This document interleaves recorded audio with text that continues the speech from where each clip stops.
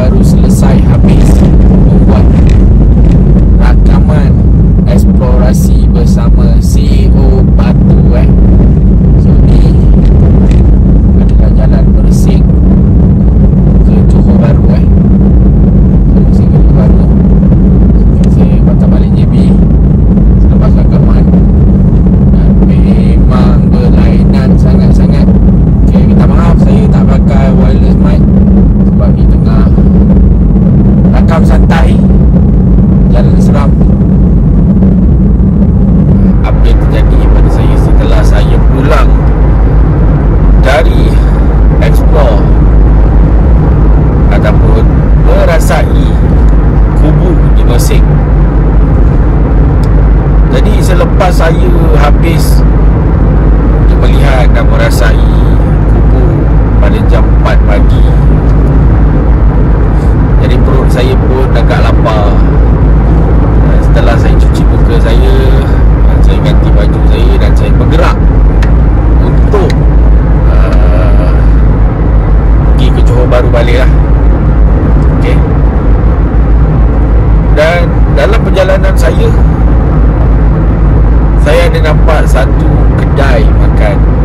Mungkinlah apa yang saya tak nak terjadi dah pun terjadi, dan apa yang dah pernah berlaku ia berlaku kembali, kerana mungkin saya terlampau penat ataupun saya leka sedikit pada hari ini. Mungkin sebab saya sangat lapar, dan bila saya nampak kedai kat tepi jalan, saya berhenti. Jadi saya nampak memang ramai sangat orang yang ada dekat situ. Jadi itulah yang membuatkan saya turun dan membeli makanan kat sana. Mungkin kalau macam anda selalu duduk di bandar sini, kita akan nampak orang-orang yang jual sarapan-sarapan pagi untuk pekerja-pekerja yang pergi ke Singapura. Dan di dalam mindset saya, mungkin di sini juga turut sama yang di bandar Johor Bahru buat. Lepas tu saya pun turun lah. Saya makan bihun goreng dengan kuih karipap dengan donat. Donat tu saya ambil 2, karipap tu saya ambil 2. Lepas tu saya makan bihun goreng tu dalam pinggan. Saya duduk dekat kerusi tu. Dekat situ ada dalam macam ada 4 orang abang-abang lah. Abang-abang dia pakai biar semua kan. Jadi saya pun tak adalah fikir bukan-bukan dengan apa yang akan jadi. Tapi saya pelik, diorang masih ketawa macam kelakar sangat apa yang diorang tengah bercakap. Sedangkan pada mulanya bila saya nak makan, diorang diam, nanti diorang ketawa macam tu. Jadi abang yang jaga kedai tu pun sama, senyap je. Saya cakap saya nak bungkus, boleh makan sini tak? Pun dia diam. Jadi dia terus bagi saya satu pinggan warna oranye. Jadi lepas tu saya ambil lah makanan tu, saya duduk. Once saya dah duduk saya belum sempat makan bihun goreng tu. Saya makan karipap. Okay, apa yang saya rasa kat karipap tu adalah, dia rasa macam kita tengah kunyah kuih yang penuh dengan gula.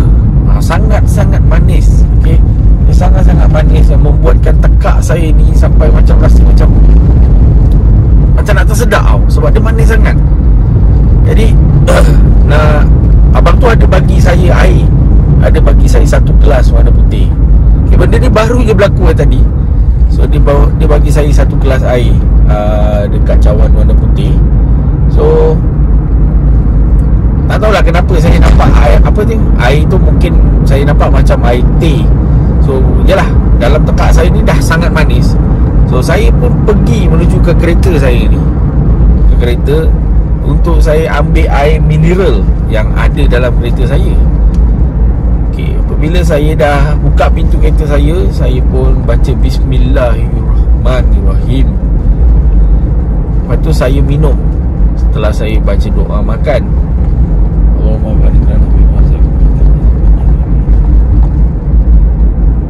Okay, saya baca ikutlah apa yang dikatakan orang-orang tu. Baca bismillahirrahmanirrahim, minum. Setelah saya minum, demi Allah, saya pusing kepala saya tengok kedai tu kosong. Tak ada orang langsung. Dan adakah meremang saya cerita ni, adakah apa yang pernah terjadi pada Topan ia terjadi pada saya pada hari ini? Allahu Akbar. Memang aneh sangat-sangat. Sebab biarlah semua orang dia diam, diorang tengah diam, tiba-tiba kita leka sikit, diorang kata ha, betul, dia diam balik. Dan abang yang jaga makanan tu pun dia macam pelik tau. Dia macam berdiri, kejap dia toleh. Tapi kalau saya teliti balik, badan dia je, kaki dia tegak depan, badan dia je pusing macam tu. Menyeramkan Dan saya tak nak cakap banyak. Saya terus masuk dalam kereta, saya istighfar, dan saya terus gerak. Tak tahulah apa sebenarnya yang saya makan. Kalau macam Topan dulu, saya tahu apa benda. Kalau yang ini, dia rasa manis sangat-sangat. Demi Allah, dia rasa manis sangat. Macam gula tu kita tuang dekat dalam gula batu tu kita letak. Okay, saya nak kongsi kepada anda. Sekarang pun dah nak subuh. So, jom. Terima kasih kerana menemani saya. Macam-macam keadaan ni. Saya akan menceritakan kepada anda kisah dan juga perkongsian orang-orang yang pernah lalu di Jalan Mersing, atau lebih dikenali oleh semua orang di kawasan Kubu Mersing. Kalau mengikut kata-kata orang-orang lama yang berada di sana, pillbox ataupun kubu yang dibina oleh tentera British untuk mempertahankan dari serangan tentera Jepun, total di jalan sederik tu ada 6, tapi 1 dikatakan telah hancur dan tak dapat diselamatkan dan dimamak usia, dan cuma tinggal 5 sahaja yang sekarang masih lagi kita mampu melihat, dan ada juga 1 ataupun 2 yang semakin tenggelam di mama bumi. Dan seperti anda lihat video sebelum ini, saya ada temui 2 lagi kubu yang berada tidak jauh daripada kubu yang berada di Mersing. Sebenarnya di kawasan itu yang saya jumpa 2 kubu tu, ada lagi 1 kubu yang berada di berdekatan. Cuma kubu itu dikatakan telah pun tenggelam, dan cuma ada dia punya kepala yang bulat je, macam pillbox yang bulat tu saja. Jadi lagi 1 tu berada di kawasan larangan, jadi saya tak masuk di situ. Jadi kubu ini digunakan oleh tentera Gurkha untuk mempertahankan dari serangan tentera Jepun pada Perang Dunia Kedua, dan pada ketika itu tentera Gurkha kalah dan mereka semua lari ke Singapura. Jadi di situ banyak yang dikatakan mayat-mayat ataupun mayat-mayat yang dalam peperangan tu. Dan dekat situ juga ada satu dikatakan sungai, tak jauh dari situ ada sungai kepala orang yang amat menyeramkan lah. So itu kita akan cerita pada next video nanti. So sekarang kita fokus kepada kubu. Okay, dalam perjalanan saya pulang daripada selepas membuat rakaman bersama CEO Batu, ketika saya bergerak daripada Mersing untuk pergi ke Johor Bahru, dalam perjalanan tu selepas rakaman dalam pukul 3 ataupun 4 pagi lah waktu tu, dan saya bergerak pulang kerana saya ada urusan lagi pada hari esoknya. Jadi saya ambil keputusan untuk terus pulang, sedangkan mereka mengatakan kepada saya biarlah menginap di situ dulu, tapi memang disebabkan besok saya perlu ada pada jam 8 kena attend beberapa meeting yang penting untuk bisnes saya. Jadi saya pun mengambil keputusan untuk pulang. Okey, pada waktu saya nak pulang, Okay, saya menggunakan, kalau anda boleh lihat di tangan CEO batu ada LED light. Okay, LED light tu kalau kita tak sambungkan bateri, dia takkan boleh hidup.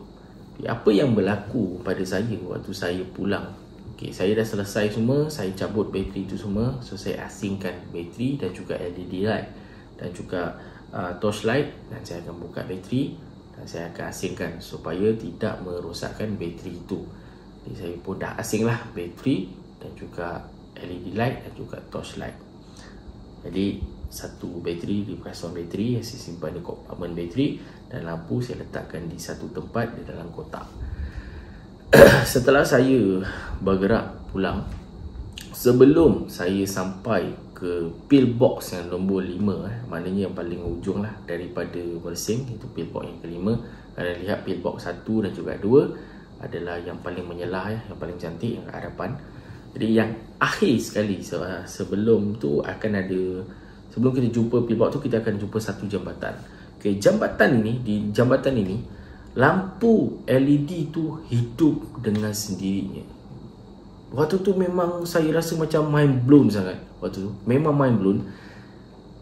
Lampu hidup dan mati sendiri, hidup mati sendiri. Sedangkan bateri tu saya dah cabut daripada LED tersebut. Dia masih hidup mati tanpa ada bateri untuk support power. Saya memang tak habis fikir waktu tu. Tapi saya teruskan rakaman, dan sebenarnya dekat rakaman saya tu sepatutnya dia tak wide. Saya dah tengok footage tu, dia tak wide sebenarnya. Tapi apabila dah pun rakaman dah dirakam, apabila sampai ke rumah saya tengok video tu jadi wide. Jadi dia jadi jauh. Dan bila dia jauh, dia tak dapat pencahayaan yang cukup. Jadi video jadi blur.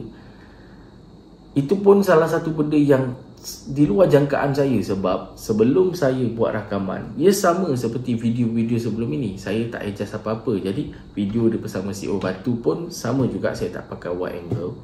Jadi apabila di dalam kereta saya buat rakaman, ia menjadi wide angle. Tapi dalam pemandangan saya, video itu masih lagi di lens yang normal, bukannya wide. Ya, apabila saya pulang, saya lihat balik, dia jadi wide angle. Tu yang muskil bagi saya sampai sekarang ini, dan ia jarang-jarang berlaku di dalam video eksplorasi saya selama ini.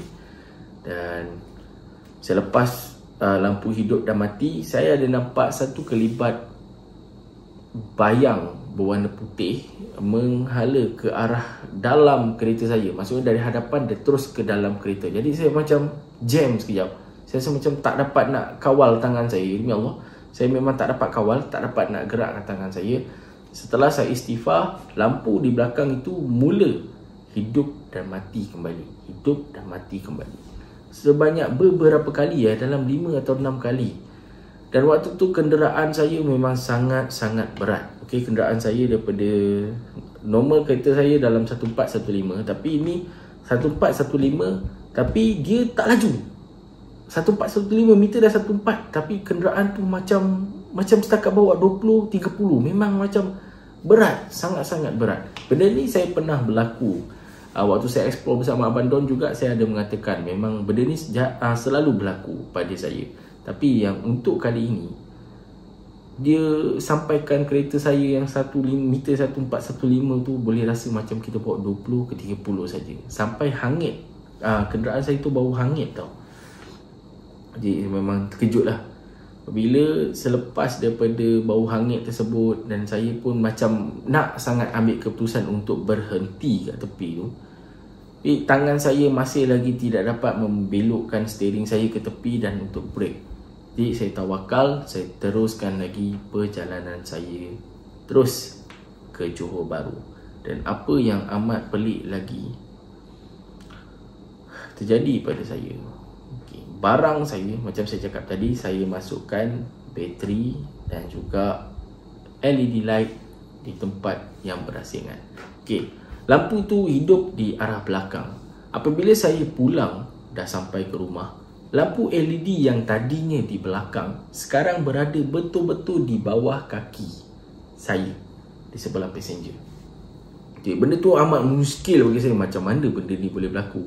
Dan ada sekali tu, selepas tu barang-barang semua tergalih. Memang tergalih. Memang ada yang barang saya tak bawa naik, tapi tiba-tiba ada dekat dalam ruang tamu saya. Padahal saya memang tak ambil apa-apa, saya just bawa diri saya naik ke rumah. Dan apabila saya tengok, macam mana barang ni boleh ada kat sini. Dan ada satu kali tu, besok paginya saya tahu lampu saya yang saya pakai selama ini untuk vlog, benda tu berada di belakang. Tapi satu hari tu saya, waktu siang saya naik dalam kereta saya, tiba-tiba lampu LED tu berada betul-betul di passenger seat saya. Macam saya sedapkan hati lah, mungkin aku letak lah tadi sebab handphone jatuh. So mungkin handphone saya jatuh kat bawah dan saya ambil, mungkin saya nampak tosok LED tu, saya letak situ. Saya sedapkan hati, padahal benda itu tidak berlaku. Jadi saya tak nak takut-takutkan diri saya sendiri. Jadi as a penormal, saya jalan macam biasa. Jadi gangguan sebenarnya di Jalan Mersing ni yang berada berdekatan dengan kubu ni memang banyak sangat cerita-cerita dan juga misteri yang berlaku seperti yang dikatakan oleh penduduk kampung. Dan ada satu cerita yang lebih kurang dengan saya punya cerita, seperti kenderaan saya berat, yang dikongsikan oleh Kak Oli. So Kak Oli ni, dia mengalami benda ni ketika dia daripada Kota Tinggi untuk pergi ke Jamal Luang. Jalanan tu akan melalui kubu-kubu tersebut, dan apa yang amat mengejutkan yang berlaku memang sangat mind blown. Jadi mari sama-sama kita mendengar pengalaman Kak Oli yang dikatakan sangat-sangat menyeramkan. Pengalaman orang yang berada di luar sana, ada pelbagai yang amat menyeramkan dan sangat-sangat menyeramkan. Jom kita dengarkan penceritaan yang diolah kembali oleh saya. 4 pagi kita berada di kubu Mersing yang telah dikunci.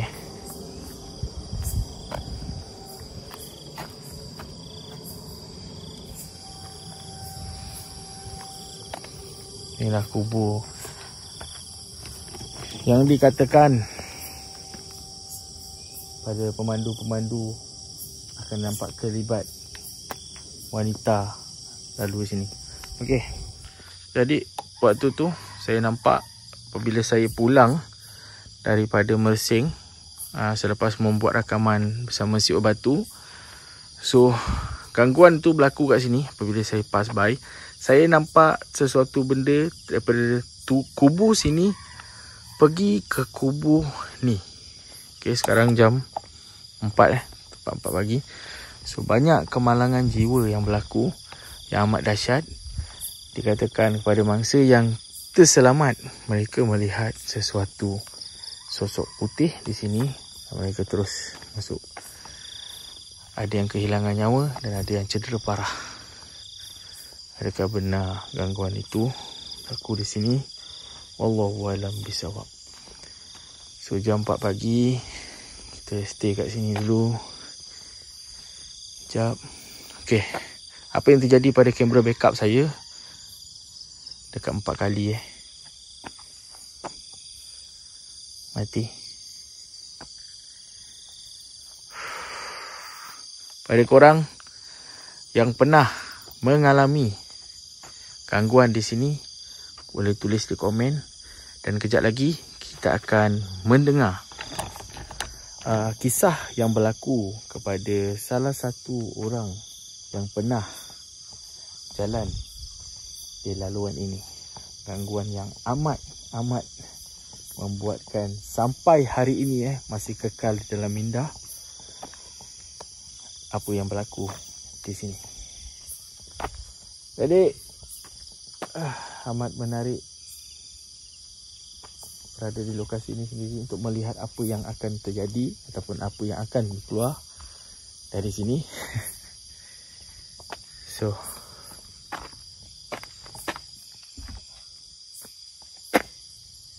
kubu-kubu Mersing. Malam tu saya dan suami gerak ke Mersing.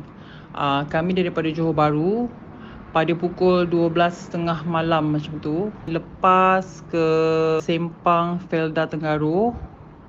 Masa tu saya perasan, saya tengah borak-borak dengan husband dan saya tanya dia, kenapa awak bawa kereta slow sangat?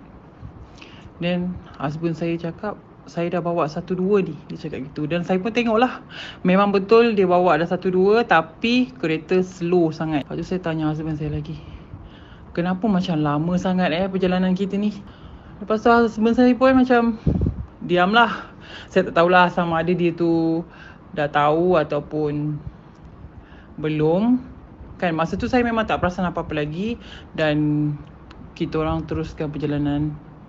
Okay, lepas ada satu jalan tu macam seleko. Memang seleko lah macam tu. Dekat situ saya tengah borak-borak dengan husband. Masa saya pandang husband saya tu, saya perasan ada lembaga dekat belakang tempat duduk suami saya.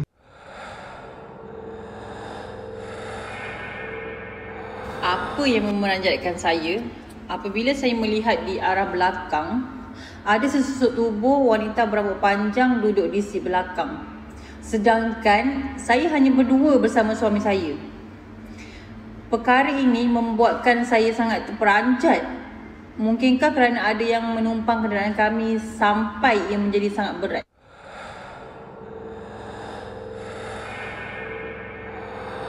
Dan saya memberitahu suami saya tentang ini. Selepas suami saya membaca ayatul kursi, kereta mula terasa ringan dan rupa-rupanya suami saya juga ada melihat sesuatu yang sangat tinggi dan besar.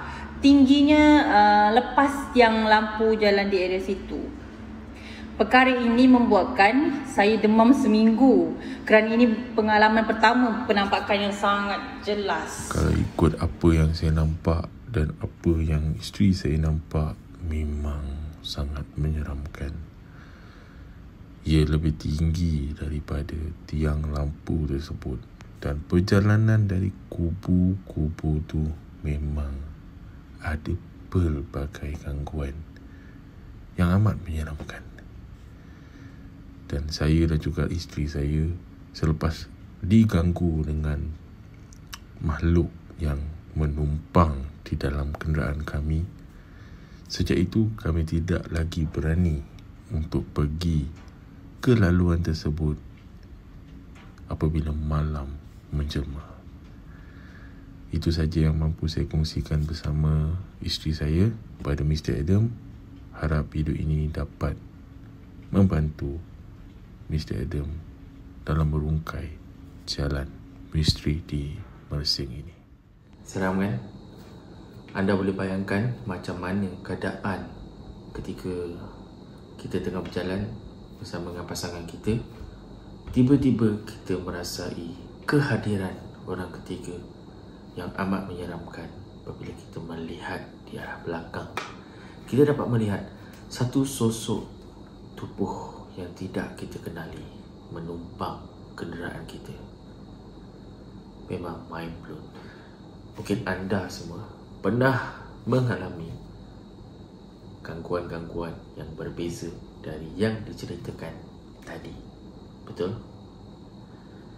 Bagaimana pula kisah-kisah yang pernah anda alami? Adakah anda ingin berkongsi ataupun ia akan kekal untuk menjadi satu pengalaman yang akan anda ingat selama-lamanya? Jadi, saya berkongsikan cerita ini kerana terlampau banyak sangat dia mengatakan ingin tahu kesinambungan yang terjadi dalam perjalanan dari Mersing ke Johor Bahru. Jadi inilah video untuk fan-fan semua. Dan mesti ramai tanya, video explorer ataupun video eksplorasi yang terbaru masih ada ke? Ya, masih ada. Akan ada lagi beberapa kawasan yang anda sendiri tidak akan jangkakan. Saya sekarang memang dalam satu big plan memang kami akan membawakan pembaharuan ataupun ke lokasi-lokasi yang baru yang jarang-jarang anda semua lihat. Dan mungkin ada beberapa kawasan yang dah pun anda tahu, dan mungkin ada juga beberapa kawasan yang anda tidak pernah lihat.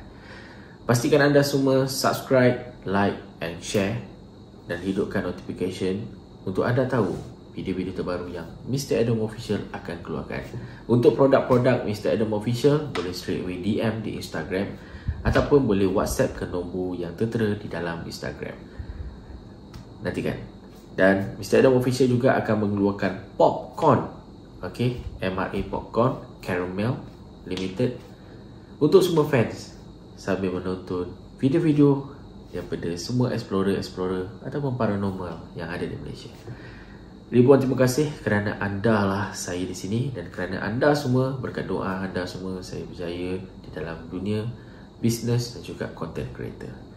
Dan jika anda ada request apa-apa video ataupun ingin berkongsi pengalaman yang anda lalui ataupun yang anda sedang merasai, boleh komen di bawah, berkongsi kepada saya.